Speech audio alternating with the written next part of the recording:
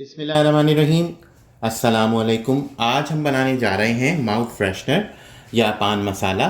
तो ये हम लोग जो है वो बना के रखते हैं। बिहारियों के ये ख़ास तौर पे ज़रूर बना के रखा जाता है।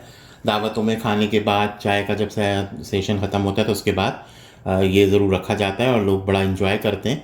तो आप इसको ज़रूर बना के रखिए, बजाय इसके कि आप बाज़ार से लेकर आएँ उतना महंगा, और उतनी महंगी छालिया या पान। उससे बेहतर है कि आप खुद घर में बनाइए और ये लोगों के आगे रखिए। लोगों को ये बहुत पसंद आता है।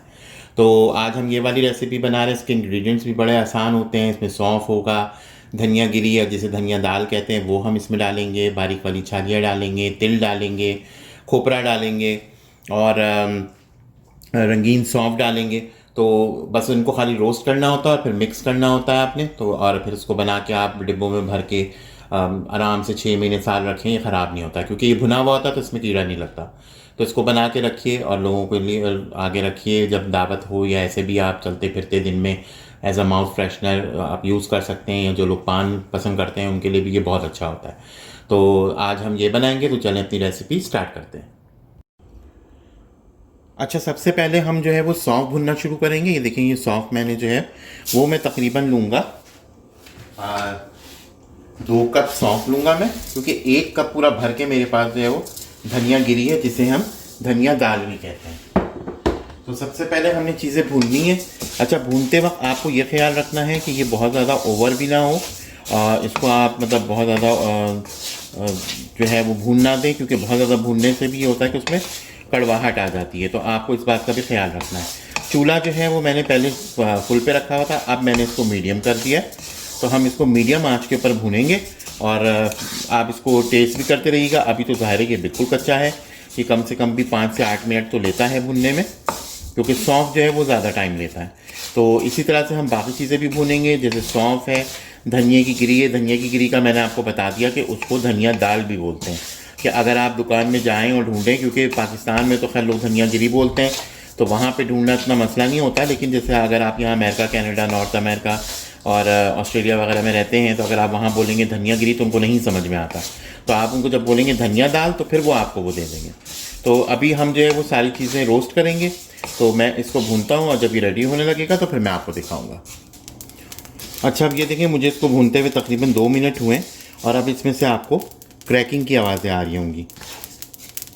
अगर कैमरा जो है वो उसको कवर कर रहा है तो ये देखें इसमें से कितनी ज़्यादा क्रैकिंग की आवाज़ें आ रही हैं। तो इसका मतलब है कि ये अच्छा खासा जो है वो भुनना शुरू हो गया। और ये देखें, अब ये ज़रा सा 2 मिनट अगर आप छोड़ेंगे तो ये जलना शुरू हो जाएगा। तो आपको इस चीज़ का बहुत ख्याल रखना है। तो बस अब ये 2 मिनट और मैं इसको दूंगा, 2 मिनट में ये रेडी हो जाएगा। अगर आपको कंफर्म ना हो तो आप इसको ज़रा सा चख सकते हैं। चखने से ये होगा कि वो आपको फ़ौरन समझ में आ जाएगा कि जो है ये रेडी है या नहीं।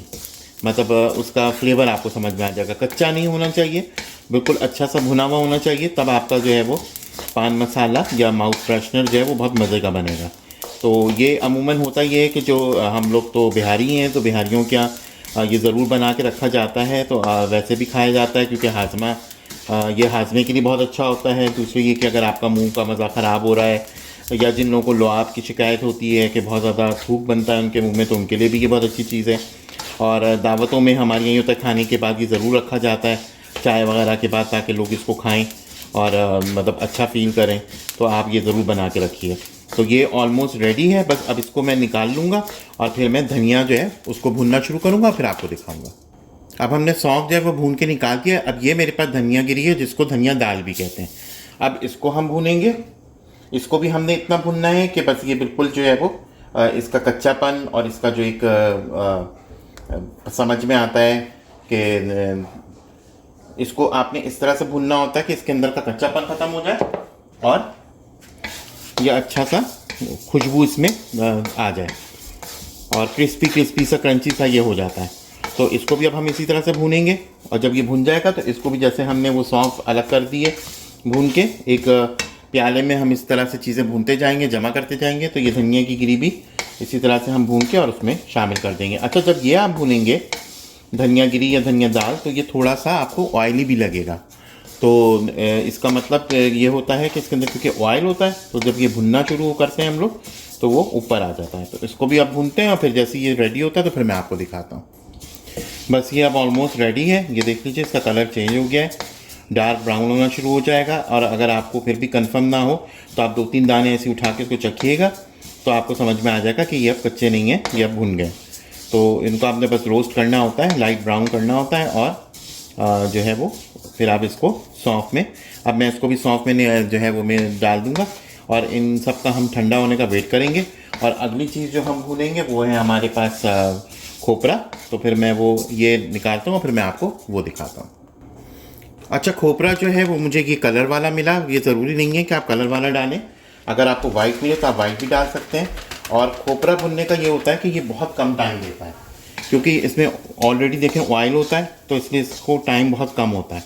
तो आपने बस इसको अच्छा भूनते हैं। बहुत सारे लोग जो है वो कहते हैं कि खोपरा भुनने की क्या ज़रूरत है, आप ऐसे ही डाल दें।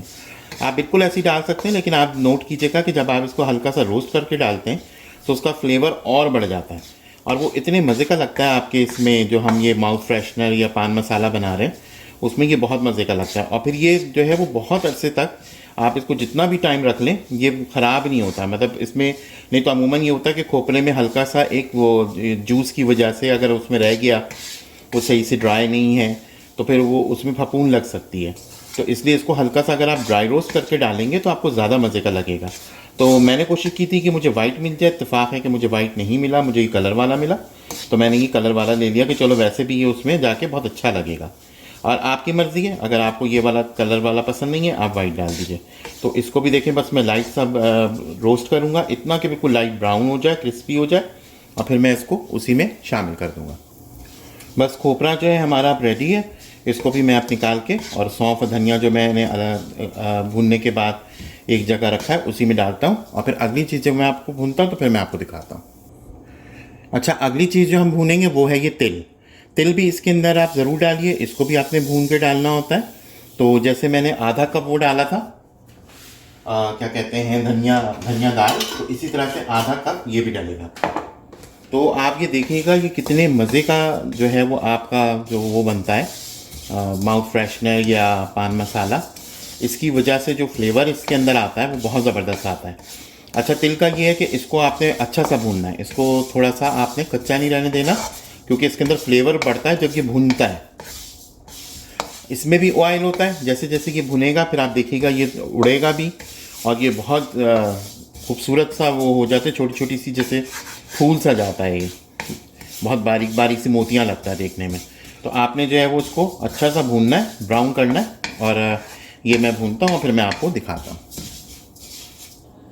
इसमें से आपको क्रैकिंग साउंड भी आएंगे क्योंकि तिल जब भूनता है तो वो क्रैक होता है। और अब देखें इसका कलर जो है वो चेंज होना शुरू हो गया है। पहले ये बिल्कुल वो था वाइट था, अब जो ये थोड़ा सा डार्क हो गया है। तो यही इसकी पहचान है कि ये भुन गया है। तो बस अब मैं इसको निकाल रहा हूँ और फिर अगली चीज़ जब मैं भूनूंगा तो मैं आपको दिखाऊंगा।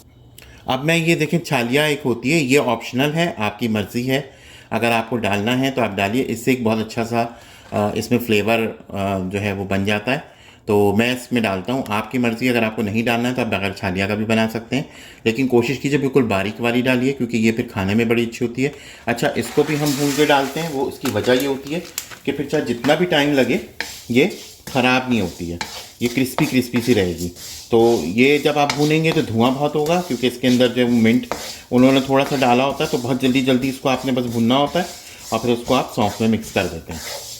तो ये हमारा जो है वो आखिरी है और एक हम चीज़ और मिक्स करेंगे, वो मैं आपको दिखाऊंगा। तो बस ये जैसी ज़रा सा वो होता है भुनाता है और तो फिर मैं इसको सौंफ के अंदर डाल देता हूँ और फिर आपको दिखाता हूँ। अच्छा, ये देख लीजिए, ये मैंने सारा जो है वो भूनने के बाद एक बड़े बाउल में इस तरह से इसको डाल दिया। सौंफ, धनिया की गिरी, छालिया, खोपरा और तिल, ये सारा मैंने इसमें डाल दिया। ये आप देख रहे होंगे इसकी शक्ल बिल्कुल वैसी हो गई है जैसी पान की दुकान में आपको पान मसाले में नज़र आती है। तो ये एग्जैक्टली वही है, बस इसमें एक चीज़ मैं और डालूँगा।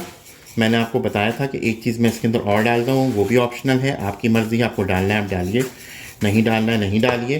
वो ये वाली सौंफ है रंग बिरंगी, ये मीठी सौंफ होती है, तो ये भी मैं थोड़ी सी डालूँगा, इससे इसकी शक्ल बड़ी खूबसूरत लगती है। तो ये बस अब मैं ठंडा होने का वेट करूँगा क्योंकि ये भी बहुत गर्म है। अगर इस वक्त मैं डालूँगा तो सौंफ ज़रा सी पिघल जाएगी। तो बस मैं थोड़ा सा वेट करूँगा कि ठंडा हो जाए, फिर मैं मिक्स करता हूँ और आपको दिखाता हूँ। अब ये अच्छा खासा ठंडा हो चुका है, तो मैं इसके अंदर ये जो मैंने आपको बताई थी कलर्ड वाली सौंफ, ये भी अब डालूँगा।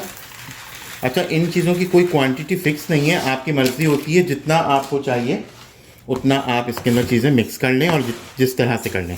कुछ लोग इसके अंदर चीनी डाल देते हैं, मैं इसके ख़िलाफ़ हूँ, चीनी नहीं डालनी चाहिए।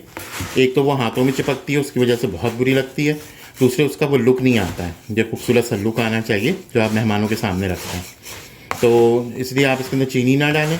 और कुछ लोग इसमें मिश्री डालते हैं चूर के, वो आपकी मर्ज़ी। मैंने नहीं डाला क्योंकि मैंने इसमें तो मीठी सौंफ डाली, फिर मीठी छालिया डाली, तो इसलिए इसमें ज़रूरत नहीं है ना चीनी की और ना मिश्री की। तो ये जो है वो हमारा बिल्कुल रेडी है। मैं इसको अब एक उसमें निकालता हूँ किसी चीज़ में और आपको दिखाता हूँ।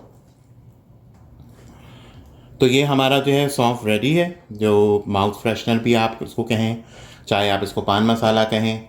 तो ये हम लोग बना के रखते हैं, स्पेशली बिहारियों के ये ज़रूर होता है, खाने के बाद पेश किया जाता है दावतों में, ताकि लोग आखिर में पान का मज़ा भी लें। तो ये आप बना के रखिए, ये आपके बहुत अच्छा होता है। आप उसको माउथ फ्रेशनर के तौर पे यूज़ कीजिए तो आपको बड़ा अच्छा लगेगा। और ज़ाहिर है इसमें ज़्यादातर चीज़ें जो है वो फ़ायदे की ही हैं। सौंफ है, धनिया है, तिल है, तो ये चीज़ें आपको फ़ायदा ही देती हैं। और खोपरा है और छालिया मैंने आपको बताया कि ऑप्शनल है, अगर आपको डालना है आप डालिए, नहीं डालना नहीं डालिए। और मीठे के लिए अगर आपको मिश्री डालनी है आप वो डाल दीजिए, अगर आपको वो नहीं डालनी तो मैंने जैसे मीठी सौंफ डाली है तो आप वो डाल लीजिए। तो ये बहुत आसान है, बड़े आराम से बन जाता है। आप बना के इसको रख लीजिए, ये महीनों सालों चलती हैं, चीज़ें ख़राब नहीं होती हैं। तो मुझे उम्मीद है आपको ये रेसिपी बहुत पसंद आई होगी। तो हमें ज़रूर ज़्यादा से ज़्यादा सब्सक्राइब कीजिए, लाइक कीजिए, कमेंट्स कीजिए। बहुत जल्द एक नई रेसिपी लेके फिर हाज़िर होते हैं। जब तक के लिए अल्लाह हाफ़िज़।